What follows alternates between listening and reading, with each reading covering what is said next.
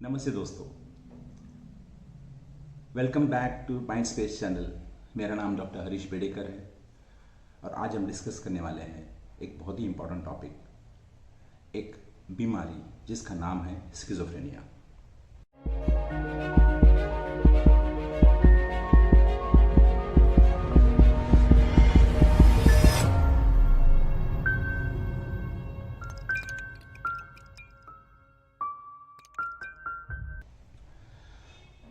आपने बहुत बार रास्ते पे देखा होगा कोई कोई आदमी जो अपनी दुनिया में चल रहा है, भेकी भेकी बातें कर रहा है, अपने आप से बातें कर रहा है, बहुत ही गंदा है, गंदे कपड़े पहने हुए हैं, कुछ भी रास्ते की चीज़ें उठा रहा है और अपनी दुनिया में कुछ कुछ मतलब से आराम से गुजर रहा है। अपनी दुनिया में अब जा रहा है, चल रहा है, भाग रहा है, किसी को कुछ कह रहा है।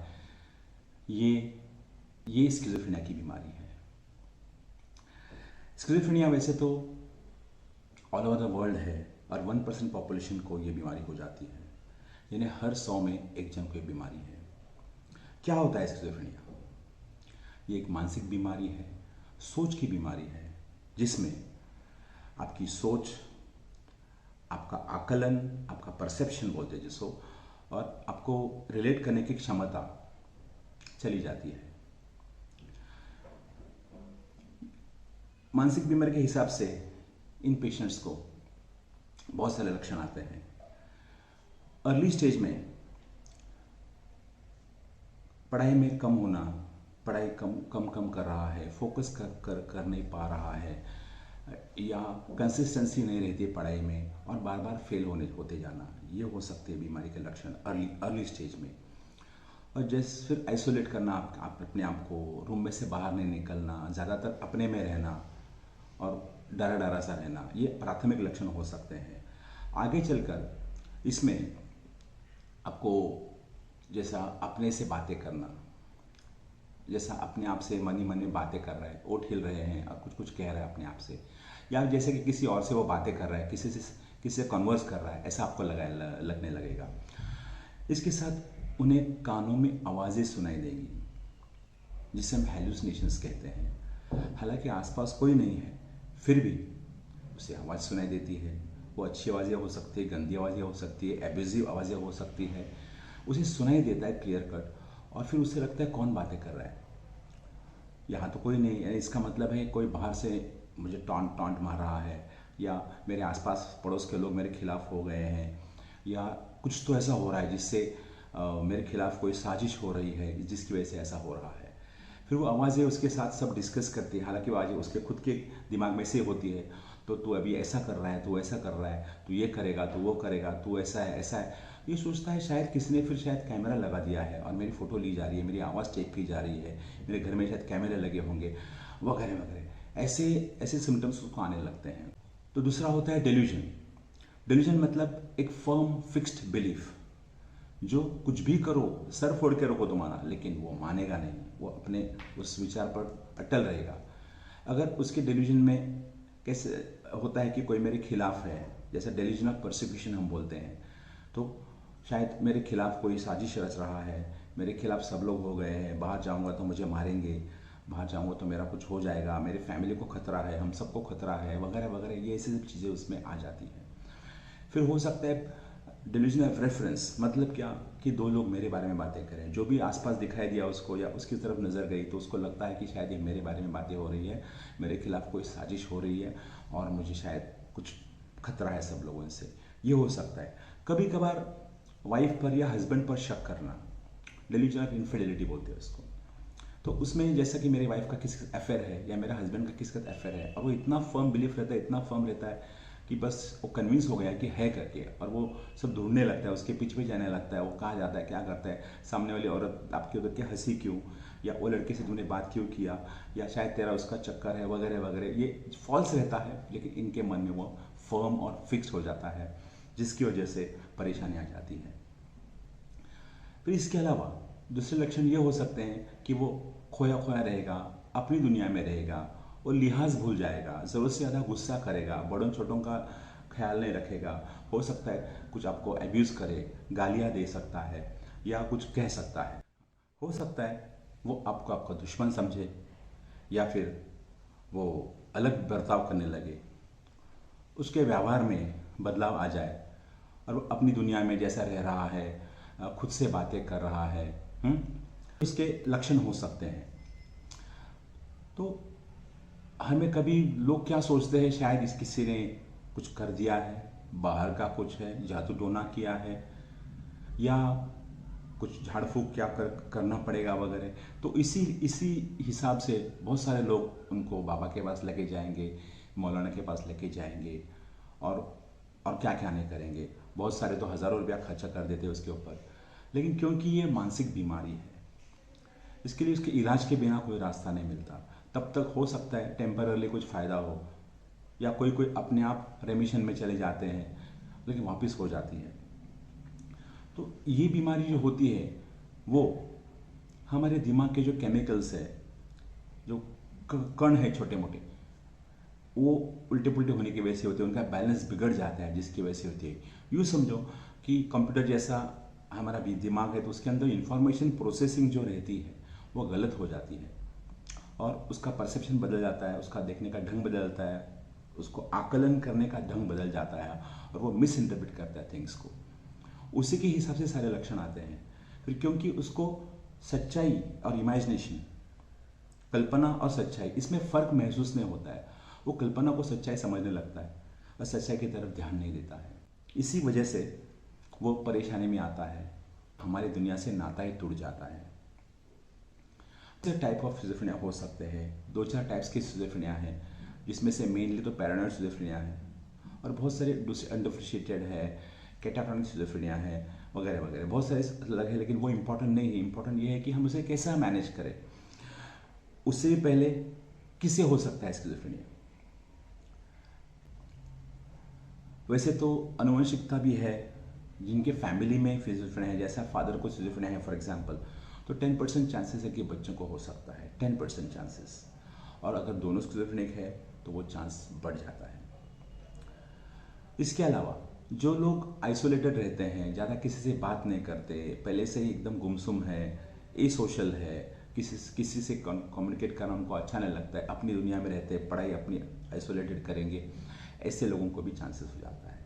फिर घर के अंदर जो कॉन्फ्लिक्टिंग मैसेजेस आते हैं, जैसे फादर बहुत डोमिनेंट है और मदर ज़्यादा सबमिसिव है, तो उसमें उनका जो संस्कार आ जाते हैं, उनमें दिक्कतें आ जाती है, कॉन्फ्लिक्टिंग मैसेजेस जाते हैं, जिसकी वजह से उनका जो मूलभूत सोचने का जो फाउंडेशन है वो बचपन में ही टूट जाता है, बिगड़ जाता है, और वो सिजोफ्रेनिया के शिकार होने के चांस उसके बढ़ जाते हैं। इसके अलावा कुछ बीमारियों में भी हो सकता है, ड्रग्स के साथ सिजोफ्रेनिया हो सकता है, दारू पीने के बाद भी सिजोफ्रेनिया के लक्षण आ सकते हैं, और कभी कभी तो ऐसा होता है कि पेशेंट दारू पीने लगता है या ड्रग्स लेने लगता है। इसके अलावा कोई हादसा हो गया, कोई बहुत ज़्यादा टेंशन हो गया, किसी का पति मर गया, या कोई बहुत बड़ा हादसा हो गया, उससे के बाद भी सिजोफ्रेनिया हो सकता है। वल्नरेबिलिटी होने की ज़रूरत है, जेनेटिक प्रीडिस्पोजिशन होने की ज़रूरत है, जैसे जिसके खून में वो अंश है उनको होने का चांसेस बहुत ज़्यादा बढ़ता है, और जिनमें नहीं है अगर उनको होता है तो उनका अच्छा होने का चांसेस बहुत हाई रह जाते हैं। इसके अलावा दूसरी बीमारियों में भी साथ अलॉन्ग विद सिजोफ्रेनिया हो सकता है, जैसा हार्ट का प्रॉब्लम्स है, हार्ट अटैक आ गया है लेकिन सिजोफ्रेनिया है, या प्रेगनेंसी है और साथ में सिजोफ्रेनिया है, या इतर कोई भी बीमारी है दूसरी जिसके साथ सिजोफ्रेनिया हो सकता है, तो उसको भी ट्रीटमेंट करनी पड़ती है और स्किलफुली दवाएं देनी पड़ती है, जिसकी वजह से वो ठीक हो सकते हैं और अच्छी ज़िंदगी बसर कर सकते हैं। किस उम्र में हो सकता है? वैसे तो 15-16 उम्र के बाद और 40 उम्र तक सिजोफ्रेनिया होता है, लेकिन हमने कम से कम 7-8 साल के बच्चों में भी होते हुए देखा है, और 50 के ऊपर भी देखा है ये बीमारी होते हुए। तो उसके हिसाब से किसी को भी हो सकता है, लेकिन उससे ज़्यादा इम्पोर्टेंट ये है कि हम उसको वक्त से पहले ही जांच लें, समझ लें और उसकी ट्रीटमेंट करें। ये हमारे लिए अहमियत रखता है। ट्रीटमेंट कैसी हो सकती है सिजोफ्रेनिया की? क्योंकि ये मानसिक बीमारी है, क्योंकि न्यूरोकेमिकल इम्बैलेंस है ब्रेन में, इसी के हिसाब से उसको दवाओं की ज़रूरत रहती है। जितना जल्दी आप उसकी ट्रीटमेंट करेंगे उतना जल्दी वो अच्छा हो जाएगा। एक ज़माना था जब इतनी अच्छी दवाइयाँ नहीं होती थी और उन्हें हम एस्लम्स में रखना पड़ता था, पागल खाने में रखना पड़ता था इन पेशेंट्स को। पर अब ट्रीटमेंट्स मॉडलिटीज इतनी अच्छी है कि सिजोफ्रेनिया के लोग समाज में रह सकते हैं, दवाइयाँ ले सकते हैं, दवा लेके अच्छे रह सकते हैं, नौकरी कर सकते हैं और अपनी ज़िंदगी अच्छी तरह से बसर कर सकते हैं। तो ट्रीटमेंट के हिसाब से मैं कहूँ तो 3 टाइप्स की ट्रीटमेंट हो सकती है। सबसे पहला तो इम्पॉर्टेंट है फार्माकोलॉजिकल ट्रीटमेंट या दवाइयों की ट्रीटमेंट। इसमें डिपेंडिंग अपॉन कौन सा टाइप ऑफ सिजोफ्रेनिया है, उसके लक्षण पॉजिटिव है, नेगेटिव है, बहुत सारे रहते हैं लक्षण। नेगेटिव लक्षण मतलब चुपचाप रहना, अपने में रहना, गुमसुम रहना, नेगेटिविटी रहना ज़िंदगी भर, और ज़्यादातर वो शांत रहेगा। और पॉजिटिव में हल्ला गुल्ला, शोर मचाना, गालियाँ देना या वो सब हो सकता है। तो पॉजिटिव सिम्टम्स जल्दी अच्छे हो जाते हैं, नेगेटिव सिम्टम्स को टाइम लगता है। जितना देर से हम स्किज़ोफ्रेनिया की ट्रीटमेंट चालू करेंगे उतना ही डिले हो जाता है उसके अच्छे होने में। तो फार्माकोलॉजिकल ट्रीटमेंट में बहुत सारे ड्रग्स अवेलेबल है और साइड इफेक्ट के प्रोफाइल के हिसाब से हम उन्हें देते हैं, जिससे पेशेंट अच्छे हो जाते हैं, धीरे धीरे दवा कम कर सकते हैं। लेकिन क्योंकि स्किज़ोफ्रेनिया का जड़ हमें अभी तक मालूम नहीं है, बहुत सारी थियरीज़ है किसकी वजह से होता है। हम जेनेटिक्स बोलते हैं, एनवायरमेंटल फैक्टर्स बोलते हैं, सोशल फैक्टर्स बोलते हैं, लेकिन उसकी जड़ का पता नहीं है। इसलिए बहुत बार हम उसको जड़ के साथ ठीक नहीं कर सकते।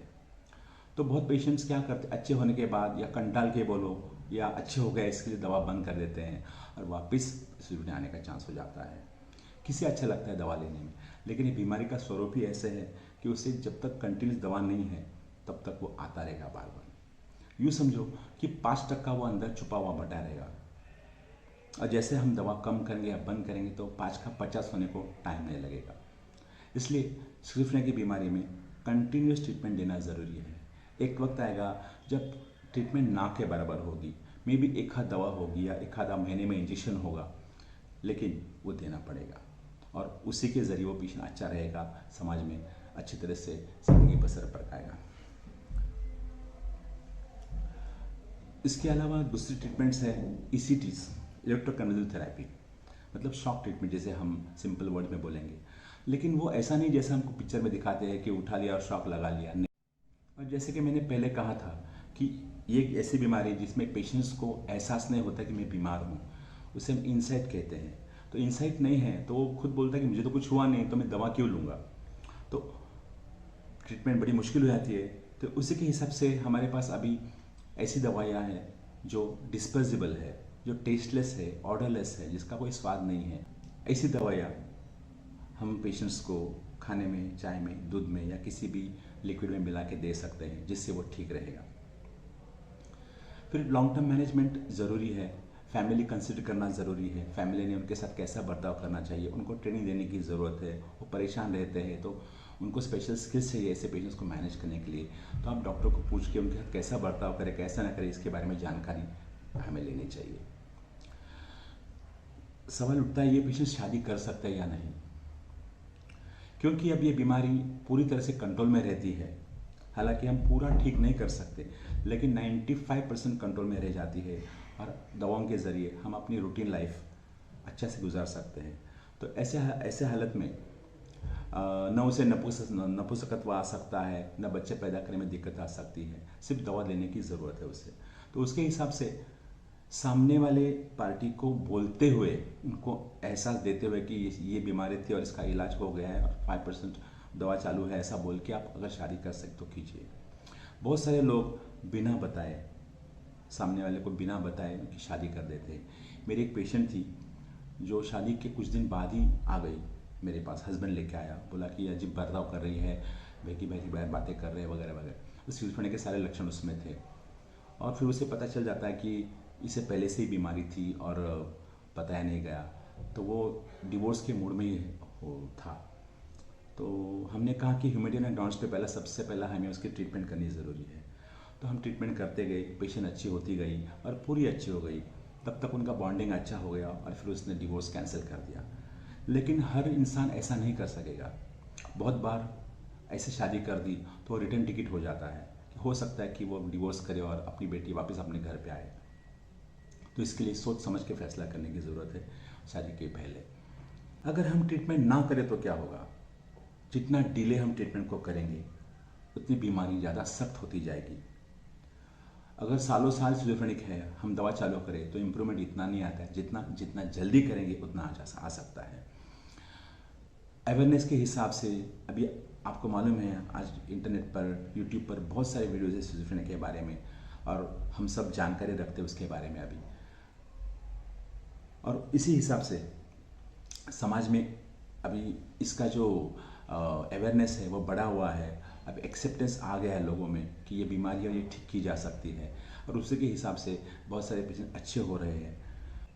बहुत सारे पेशेंट जो ठीक नहीं हो रहे हैं उन्हें हम फिर रिहैबिलिटेशन सेंटर में भेज सकते हैं, जहाँ पर उसकी कंप्लेंस हो जाती है, दवा बराबर वक्त पर जाती है, उसको ट्रेनिंग दी जाती है, उसको सोशल स्किल्स डेवलप किए जाते हैं, और वहाँ उसको 3-4 महीना रखा जाता है, और फिर उसे अच्छा करके वापस लाया जा सकता है। जैसे अल्कोहल के भी सेंटर्स है, ड्रग्स के सेंटर्स है, वैसे स्किज़ोफ्रेनिया के भी सेंटर्स है, और उसको आइसोलेट करके फैमिली का लोड कम हो जाता है, पेशेंट अच्छा हो जाता है और वापस समाज में आ जाता है। जो बहुत सारे गरीब हैं जिनको अफोर्ड नहीं कर सकते ट्रीटमेंट, उनके लिए गवर्नमेंट हॉस्पिटल्स है, म्यूनसिपल हॉस्पिटल्स है, जहाँ पर आप उनका इलाज कर सकते हैं और आपको कम से कम खर्चा में उसका इलाज कर सकेंगे। तो ये जानकारी थी सिजोफ्रेनिया के बारे में। अगर आपके आसपास, आपके अड़ोस पड़ोस में या आपके जानकारी में ऐसे लक्षण किसी के हैं, तो उनके पेरेंट्स को, उनके केयर टेकर्स को ये जानकारी दीजिए, उसे ट्रीटमेंट करने की सलाह दीजिए। अगर आपको कोई डाउट्स है, आपके मन में कोई शंका है, तो आप ज़रूर कमेंट बॉक्स में लिख दीजिए, हम उसका आंसर करने का प्रयास करेंगे। अगर आपको हमारा वीडियो अच्छा लगा तो इसे लाइक कीजिए, कमेंट कीजिए, शेयर कीजिए, बेल बटन दबाइए। Thanks for your time.